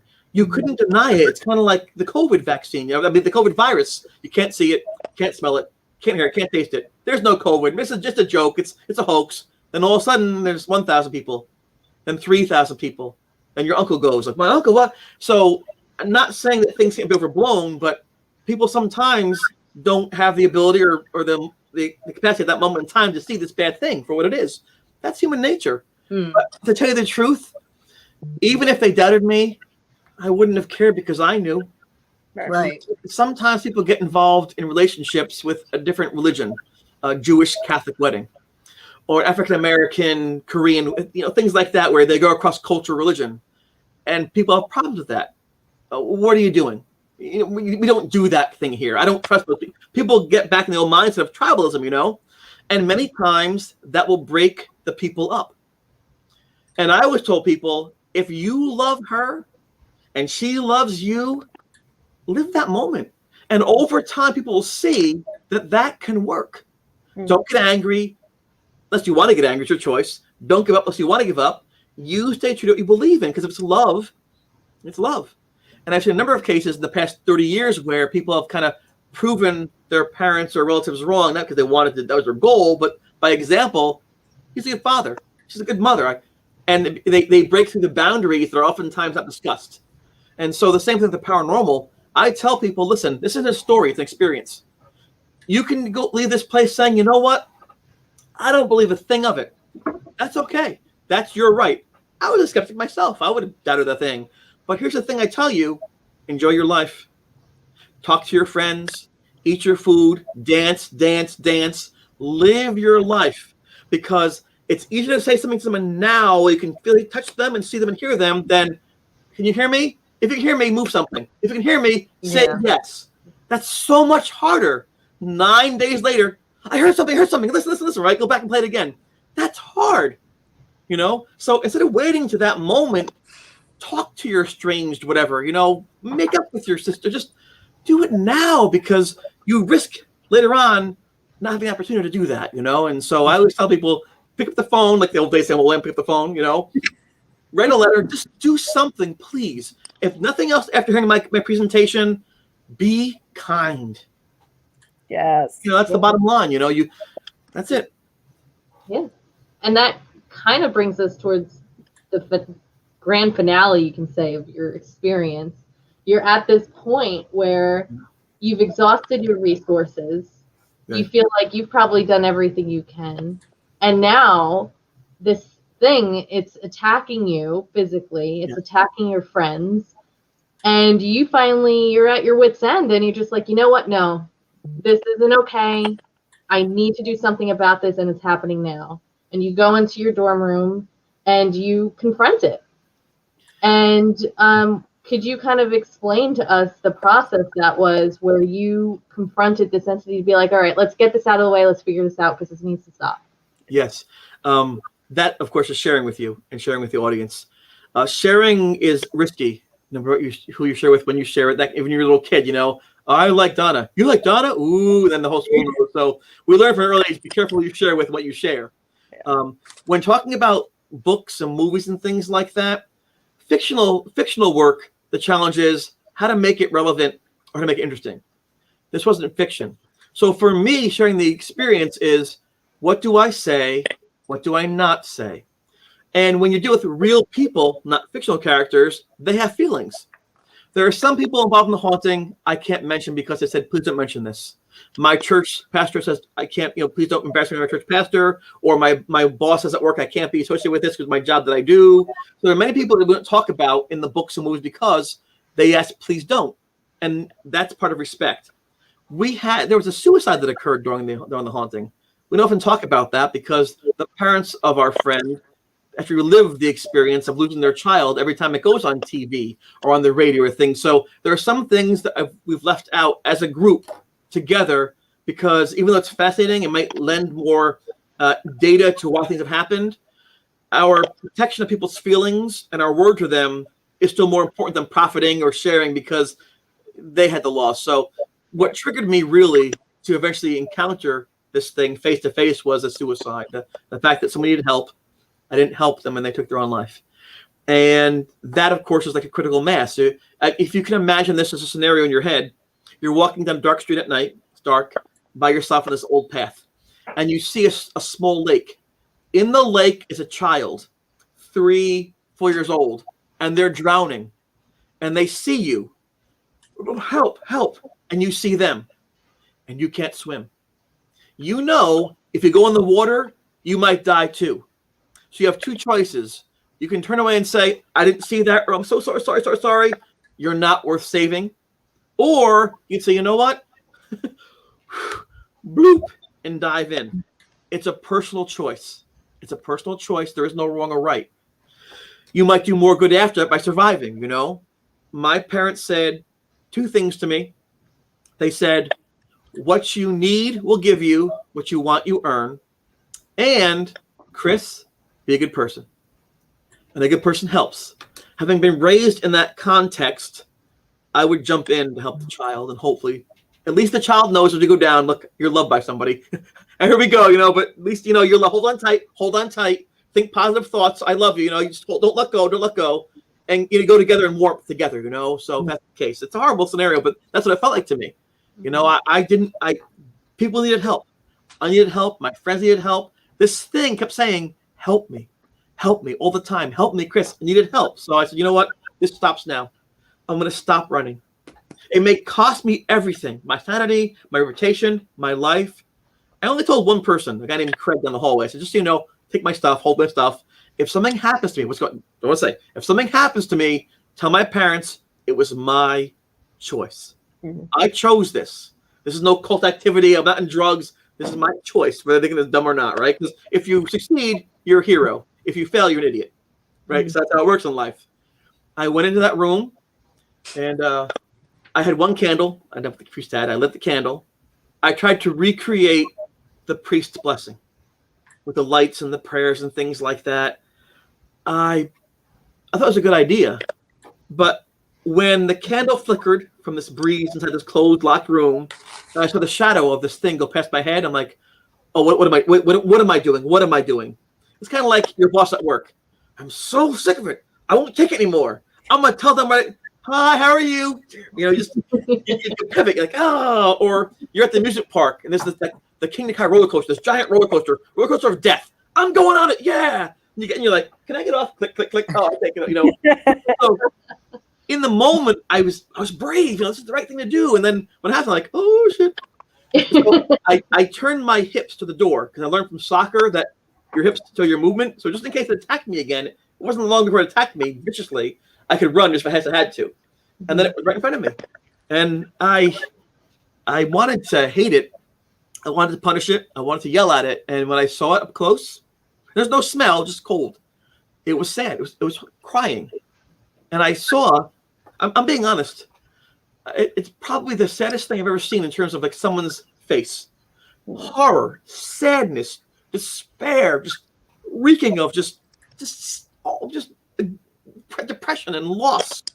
And I couldn't hate it. And I said, why? Why? Why are you doing this? And it said, made, I can't do the voice. I can't do it. I didn't even try, but it was guttural. Made mistake. So much pain. And I could see it. I could see the pain in its face. It was no more than 2 feet from me. A little taller than me, but just right there. Not much different age than I was, maybe a little older. And I remember Jeff saying to me, if you ever talk to it, please ask it closed-ended questions. Ask it things it can answer, like, how you feeling? Cool. Ask it informational questions we can use. Something, oh, Jeff, I'm here. Ask a question. What can I think? I'm like, where are you from? I said, where are you from? And he said, Danville. Danville. Got it, right? So I said, you want my help. Here's what I will tell you. You can't stay here. People are getting hurt. This is not working. If you want my help, I will share this with you. You have to find rest. You have to believe someone loves you. Everything you can be forgiven. That there's peace and love out there. So if you want my help, I can just tell you that. Find rest. Find rest. That's all I could think to say, And he put his hand out, and I would not take it. I didn't know what that meant. Will it possess me? I didn't know. I mean, it seemed like a kind gesture, but no. After March 10th, we're not holding hands. I'm sorry. I felt bad. I felt kind of rude at taking his hand, but I didn't know. I didn't know. And so I put my hand like no. And I said, I'm going to count to 10. When we get to 10, you can't be here anymore. And I thought, why did I say that? I got to close my eyes and count with this thing. It's like, but I said it. And I hopefully I could trust it, because it really seemed to want to talk to me. So I counted, 1001, 1002, 1003, praying it wouldn't attack me. It wouldn't slaughter me. It wouldn't be horrible. And then I was scared to stop counting. I'm like 9. I don't want to stop. Keep my eyes closed. 10. No one. There was no breezes, no sounds, no ghost. The room actually felt different, although I really can't explain why it felt different. Just it could have been psychosomatic.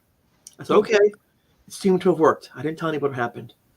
That night, I slept on the couch, and my back was still bandages on it. A couple bandages left in the back. I laid on the couch. I woke up in the morning no ghost. The chairs weren't moved. No clocks were flashing. None of the things you do. Okay, cool.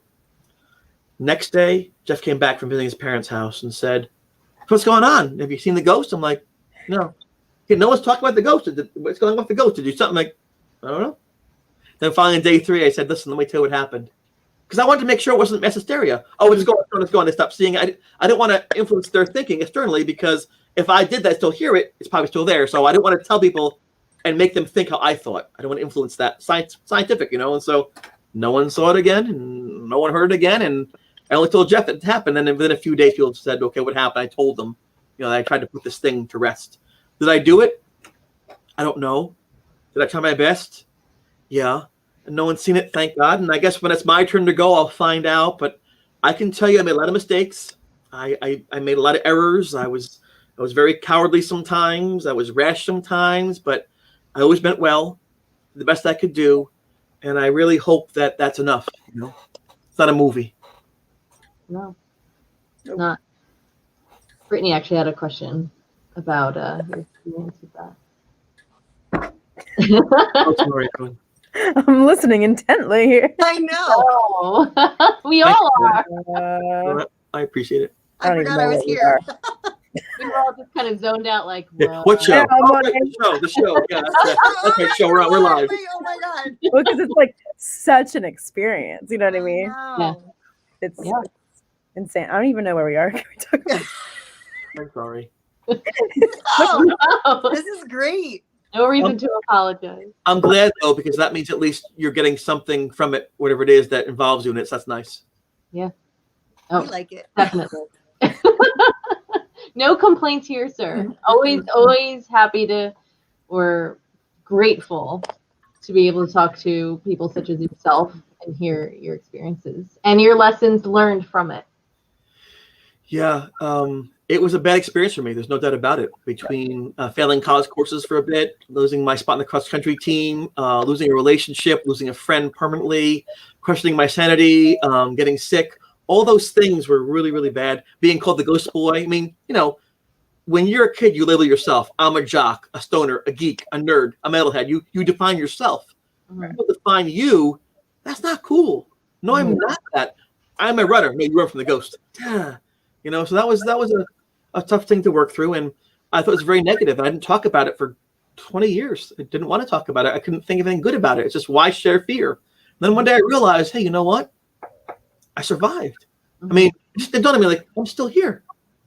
That's cool, right? I mean, that's something. If thinking about it, maybe just telling people what it's like to go through that and how I survived and be helpful. And so I talked for the first time in 2011 at the college, and I literally flipped a coin. I said to the guy, I said, listen, if it's tails, I'm not talking. If it's heads, I will talk. I'm like, God, it was heads. And I was so nervous. I walked on the stage where Ed and Lorraine walked on decades before that. And we're telling Jeff, I could never go on stage and talk about things like that. I could never talk ghosts. And there I was, boom, about to talk about my ghost experience. And there were hundreds of people there. Instead of being maybe 3 people, hundreds. I'm like, I remember shaking hi. my name is Chris. It's like the classic horror thing, like pulling dynamite. You're like, and I said, and I used to be the ghost of Geneseo. Woo! And then I'm like, woo. I just needed to have somebody say it's okay to say that because I never had. And then from there on, that's when the TV show, books, the movies, and whoosh, like this big cathartic thing, you know. So why do you feel this entity chose you out of everyone on that campus? Well, yes, that was my question for the longest time. You know, why is this happening? I didn't do Ouija boards. I didn't do tarot cards. I did nothing. You know, but at the time, we tried to figure that out. All of us as a group, you know, myself, all of us would get together sometimes to talk about these things. You know, and with the psychologist, with the priest. There were three theories we had. Three theories. Number one, Ed and Lorraine Warren brought something with them to that location that latched on to me somehow. Number two, someone had died or been killed in my room, around my room, and somehow latched on to me.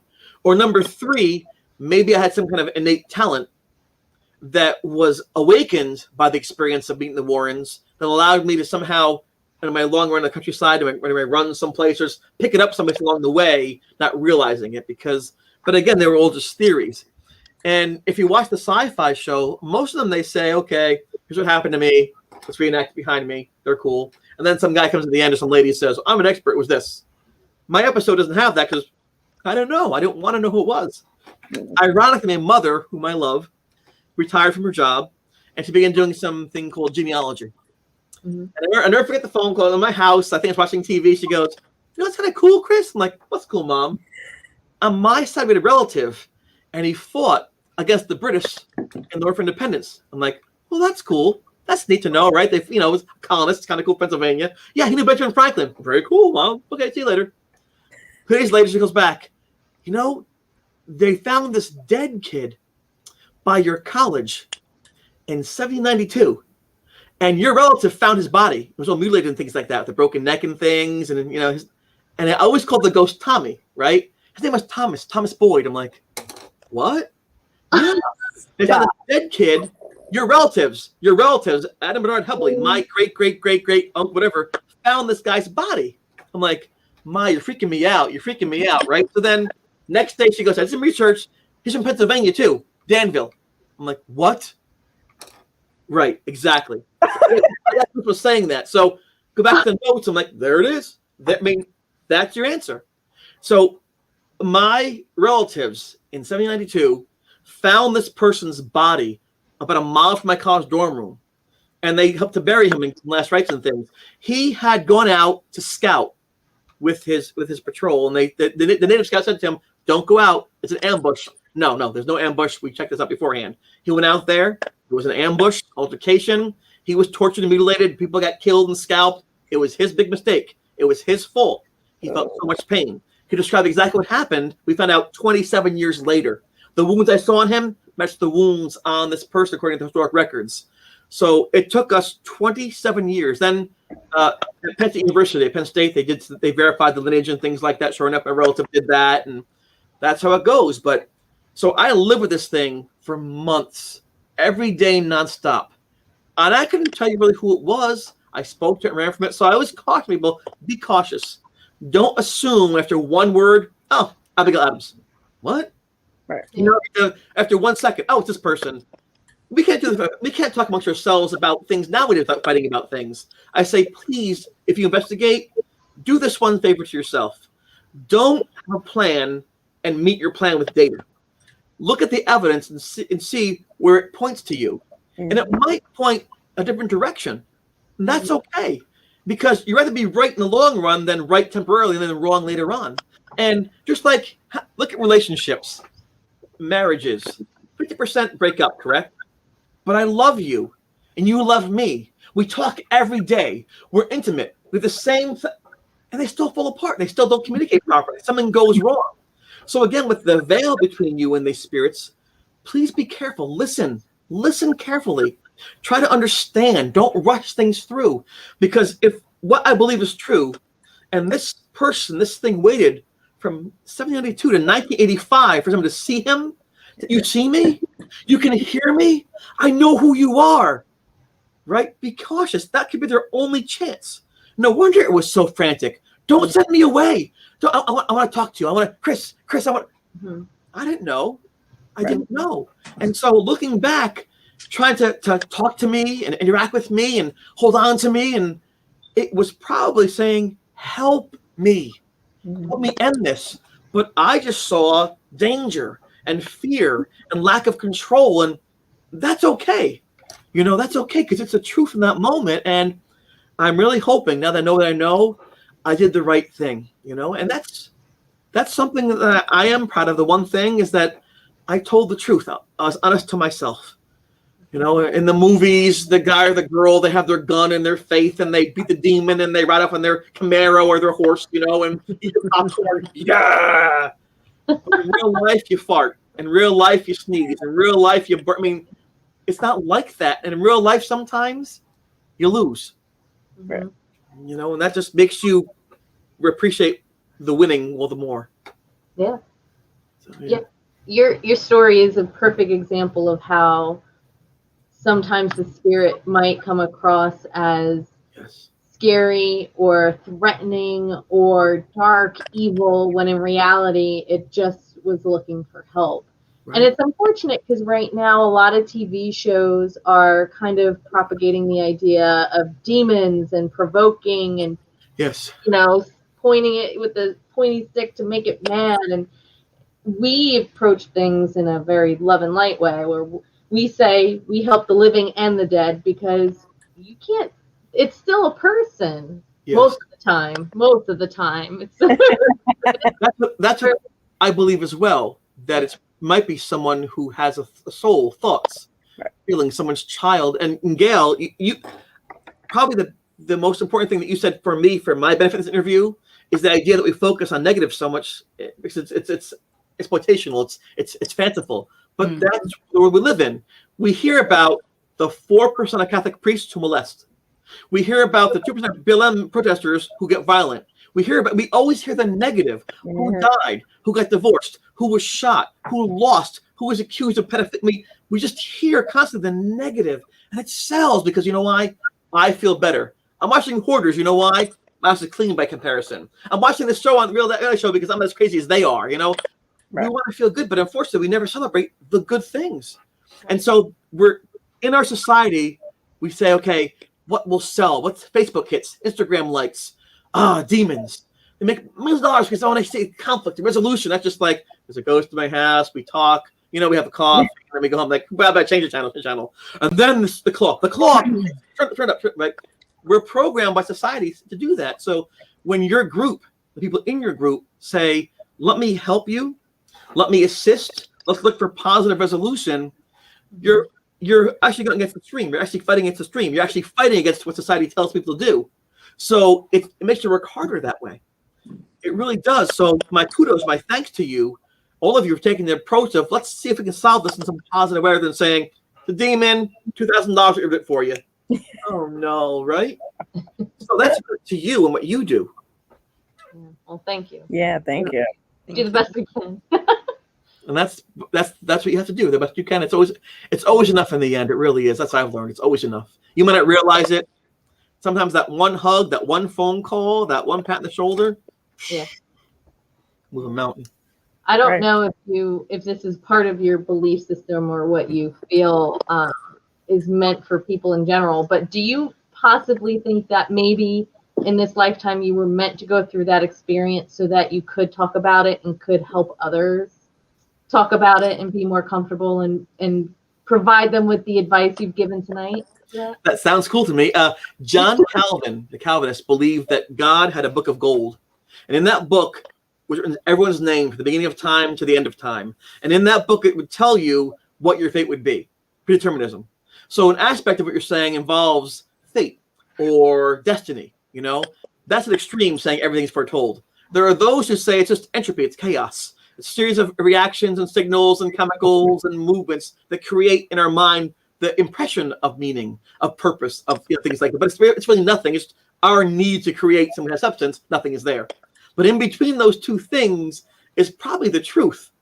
And I have seen incidences where it couldn't be normal. There's no explanation for that to happen. There has to be something out there, some spark of intelligence, some spark of purpose, right? Then other times where it's so, how could that possibly be explained? That should never happen. So it seems to me life is like a balance, but I don't know where the seesaw tilts. You know, how much is it fate? How much is it? Because if you suggest that, or I suggest that it's meant to be, then, well, that's romantic, but is it my choice? Did I earn that? And if you say, well, it's just random and chaos, but I made something great, did I make that in spite of chaos or because it's not really chaos? And the sister I'm going with this, it's such a strange thing. In my head, in that room, I thought about those things all the time. You know, what is creativity? What is insanity? You know, what is real versus not real? What is, I think, okay, don't lose it, Chris. Don't lose it. Stay with the program, you know, look around. And it was so hard for me to try to understand what the balance was. And I didn't know if I ever had an answer. And so I said, okay, how about this? I'll listen to things. I'll look for clues. You know, I'll do the best I can. My biggest fear, honestly, was about heaven. Because in the Christian faith, it said that if you believe that seeing, you're saved. That's called faith, correct? But I saw the dead. I saw the afterlife. I saw it. It's real. I don't have to have faith anymore. I know it's there. So am I now robbed of faith? In other words, it is the blessing of knowing. I found the Holy Grail, a living, moving, talking, coherent spirit. That's the Holy Grail. I found it, but then, you know, what does that mean? Because now there's no search for me. It's done. And so the thought is, am I blessed for having seen? Or now that I've seen, I truly have no faith because I can't. I don't need it. And is that bad not to have faith? So I know, strange thoughts. But you're in your room for month after month with this thing swirling around you. You look for any thought to work with and to knead into shape and to make you make a pretzel with, you know, to stay in your brain. And I know it's an odd thing, but that's the truth of it. And so I thought, Gail, we talked about, is this supposed to happen? And I remember, this is the truth. I remember telling God several times, if he was there, took a chance, you know, you got the wrong guy. I'm telling you, I appreciate the confidence. I can't do this. You pick the wrong guy. I can't do it, right? Ironically, I said that probably 50 times, 60 times. Here I am, decades later, sharing the experience of surviving, hopefully helping, and hopefully inspiring. I don't know how those things work. Is that fate? Possibly. I hope it's nice to know there, but I don't know. You give me a question I can't answer, but I'm hoping you're right because I'd love that to be the case. That maybe in some way I was meant to do something good in my life and I did. Yeah. Well, most conversations we have about the paranormal, you can't really answer. You could just kind of give your opinion. Yeah, Exactly. So, I mean, I have more questions I can certainly ask, but I don't want to dominate. Brittany, Sabrina, chime in at any point. I think the only thing that I wanted to say is that, you know, amongst the craziness of this spirit reaching out to you multiple times and your friends and, you know, the desperation, all it sounded like it really wanted or needed was just pure acknowledgement. Looking back, I would say that is most likely the case. But in the storm, we can see that. We saw physical attacks and blood, Right. flying objects, screams, shadows, people being held down, potential suicides, condemnation, fear. So, yeah, I think that the hindsight that we have now that we share is that, yes, it was something that was, or someone that was desperate. I can't even say the words. I don't even quite know in my mind what to call him that yet. It's still in my mind, this odd situation, but I wanted to dehumanize it, but I can't anymore. You know, I always used to say it, that, not to say he and things, but you're right. And for the life of me, I wish I could have been braver and recorded more to show people. I wish I could have, but then again, there's something to be said about a couple kids out there on their own, trying to explore out there what is, you know, it's kind of romantic in a weird kind of way, you know, and I'll bet you that if it happened today, it'd be different. Jeff had 24 negatives in the film and the role, but there are only like 5 left. So we had 5 to use, you know, so we had to be careful. Nowadays, you know, you take, delete, send, transmit. Back then, you didn't know you had to send a way to be developed. In Rhode Island, and come back 2 weeks later with double prints. That's how it was. So we didn't know. So we had to be very cautious. So that made us more practical in how we used our resources. You know, we had a Maxell tape and we had a little tape recorder. That was it. No microphones and things. So we had to, okay, let's put it here because the sound over there might distract over here. Let's plant things that way to mark things in the ground and things. So we were forced to go above and beyond what we wanted to. At the same time, though, to our benefit was there weren't 10 groups saying it's this, it's that, it's this. So if we release these findings now in 2020, there'll be 9 variations of what it meant to 15 people. No, you're a loser. You're wrong. You're the devil. Here he goes again. We didn't have people competing for what we were doing to explain it. It wasn't until 25 years later with the Tim Shaw book and John Zaffis and Syfy and other people began to put their take on it. They're impressed at what it was because I don't want to do it. And the book that I sent to you is recent, a couple of years ago. So you're talking 30 some odd years. It took me a while to say, okay, if I do share my perspective, what should I share? And so that's just how it goes. And I don't know. It's weird how we began talking about ghosts, right? The paranormal. And now we're talking about like sensitivity and kindness and compassion. But for me, that's what it over the years developed into. So now when I see, because I teach special education, sometimes the kids have been victimized, they've been physically attacked, they've been, molested. Sometimes they have no homes. Sometimes they live in abject poverty. Mm-hmm. And when they talk about things and their eyes go far away, I can go there with them. Yeah. And I can say, it's okay to be where you are now. It's okay to think about things and to question. That's what the brain does. Like your muscles exercising, it's going to do that. So I'm here. And if you need something, I will be here. Let me share one thing with you, though. And that's this. Every day is yours. Whatever happened on page 5 or page 12 with your uncle or the guidance counselor or the clinician or your lawyer, that happened. Today is your day. And you choose what you write on that page for yourself. You might like it tomorrow and scribble it out. You want to keep that page. But you owe it to yourself to start writing your own story. What do you think? Yeah. If your parents were bad to you, you felt pain, correct? If you're left behind, if you're abandoned, if you were hurt in some way, that didn't feel good. Promise yourself something. You can't go back.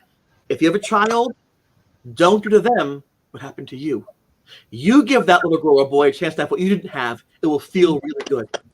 So I do that approach with them to say, it's okay, And so with the TV shows, be careful with those shows because they script things. They always do. There's no such thing as a reality show. They script every single thing. So you share the experience. How about saying it this way? No, I'm not saying it that way. I have to fight, especially with Syfy the first time out, with what they were trying to make me say. And I said, listen, I teach children. I tell them, don't lie. I can't go on TV and lie. I can't do it. Well, Chris, we make TV shows. We're experts on that. The haunting of the TV, so do this. I'm like, I wouldn't do it. So there were times I sat there for an hour saying, no, I'm not going to say this. I refuse and send me home. No, because I knew my experience was very rare. They didn't have things like that normally. It's usually some kids in the basement smoking pot, seeing eyes in the fireplace, So I knew that. And so, you know what? Let's do it honestly. Luckily, with the Travel Channel show a couple of years ago, they knew who I was already. They knew they couldn't kind of push around a little bit. And so that show came out without me trying to have to advocate for the truth. Oh, I want to share something. Sorry about this. I can't forget. On March 23rd, when is that? Soon at 1 p.m. on Travel Channel, it'll be called My Horror Story, Run Ghost Boy Run. It'll be on that day, and also on April 6th at 4 p.m. So if they want to come with another show, that'll be on there, and it's free that way rather than paying for somebody like some of the Disney Plus or something. Hey. So if they want to see it for free that way, because I like the title. Yeah, run Forrest, run. Yeah, right? It fits. I gotta wear it. Good We'll have to add Here's again. add that to our social media posts of the day. Check it out. That's great. Brittany, you have the book, right? Well, you hold it up so everybody can see it. Do you have it with you? No? Girl. I know. Was it canceled? Was it canceled? Oh my gosh. Everyone's canceling everything. I got canceled. Sorry. I'll do it. Up like Ghost Book. There you go. Yeah. It's a case study. And so you have in here Jeff, who wrote the notes down, Dale Kazmarek, who actually examined the evidence, photographic evidence. You have a police officer, Mark Keyes. You have Alan Lewis, who interviewed people years later. You have Charlie Manning, the priest who blessed the room. Mark Tree, who directed the film. So it's a case study, not just my own words of people's view of what happened in those days, what they did when they did. So I'm very proud. It's a group effort. So I'm very, very pleased about that, you know, because Awesome. we're all in this together. It's a very interesting book. Thanks. Yes, and it has pages from the journal in there as well, correct? Yeah. So anybody who's interested in reading more definitely have to check out the book, but buy the book. So we're actually kind of running close on time here, but one thing we like to end every interview with is a question that I think is pretty much what we've discussed this entire time, which is what we call people's oh shit moment. I mean, I think it's safe to say this haunting is your oh shit moment. I just checked, make sure. Yeah, that was that one. Yeah. Have you had any experiences since then? Oh yeah. In spite of my best efforts to avoid them, I've had quite a few, and I've begun to accept what Lorraine Warren sensed. But people suggest to me that I am sensitive to some of these things. And I want to say too that you can see behind me the two Spanish monks. You see them back there, the Spanish monks. Yes. Those were in Lorraine Warren's library. All right. So I found out eventually what happened that day. I was talking to their daughter, Judy, who's a wonderful person, and we were at the same event. She said to me, "Oh, it's the ghost man. My mom loved you." I'm like, "No, that was some other Chris." But she explained to me that my aura was, I guess, bright or big, and it distracted her from reading people. So she had to get rid of the way so that I wouldn't read her, and she can perform like she's supposed to for the event. So I took it all wrong, and that she actually thought very highly of me. So toward the end, I was able to communicate back and forth with Lorraine a little bit. So I healed that little wound. My biggest OS moment was when my kids were born. What do? I'm the ghost boy. Do I tell them what happened to them and explain things and then make it happen to them by mistake and read them? Or do I say nothing to them, right, and have them be unprepared like I was? So I would tell them nursery rhymes. But in the nursery rhymes with the soldiers and the knights and the queens and dragons was my story. I'd play out my story in the context of these bedtime stories so that they wouldn't be scared by them. It came down to problem solve. They could problem solve. It's like, oh shit, what do I do with my kids? I don't want to make them think a certain thing. I don't want to make them ignorant. So I chose to walk that line and tell them fairy tales about my experience so they could learn safely without me influencing their behavior or thoughts. How's that? Perfect. There's no wrong answers here. No. Note to self. Good job on question. Oh my god, that was creative of you though to do that. Well, again, I thought about things because I couldn't share them, and sometimes you're in your own head. You think about a lot of things, and once in a while they're helpful.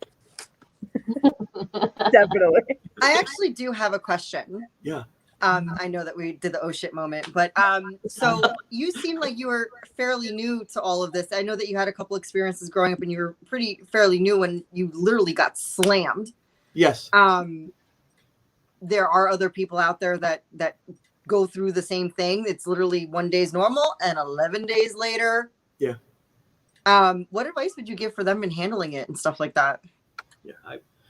I would share this with anybody that I care about, regardless of what they believe or where they are in their life.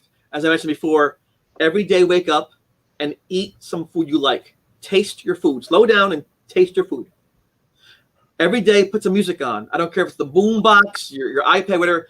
Pick a song you like, listen to the words, be in that song, and understand things will taste good, things will sound good. And if you're in a crisis, write things down because you might not respond in that moment. Later on, with some distance between you and the events, you can look back and say, oh, you know what? That's twice on Thursday, 8 o'clock. What does that mean? So I would say, eat, nourish yourself, sleep, heal your body, write things down. And most importantly, do not shut yourself away from people. Keep human contact. Whether it's the postal carrier, it's the next door neighbor, keep contact. Because sometimes that one conversation can actually distract you from that pain or fear for a couple seconds. And if you can do it for a small amount of time, you can work on making it a larger period of time for your own sanity and safety. Great advice. Love it. Not just for people who are having a paranormal problem, anybody. Yeah, any problem. Self-care. Yes. Yes. Perfect. Well, I think that is a fantastic way to say farewell to everybody, is to give the advice, self-care, take care of yourself, positive energy, love and light, sending it out to the world, and it will come back to you tenfold. Yes. Heart. Yeah. Perfect. Well, thank you so much for taking the time, Yes. answering all of our questions and reliving that and telling us your experience again. Again, paranormal survivor right there. So everybody check out his website. It's been on the ticker at the bottom of the screen this entire time. You can find your books there. The whole story there, the skeleton picture, the whole nine. It's fantastic. Great resource. And No naked photos. Thanks. Whew. no, not this time. Nope. Next time. When Brady puts up the post on March 23rd, we'll be sure to put a couple of those What? pictures. Seriously, from the bottom of my heart, thank you very much for inviting me on. I really appreciate it. I really appreciate the questions. You obviously looked in this ahead of time and took the time to explore my situation. So thank you for the care, for the kindness. Thank you. Big time. Thank you. All right.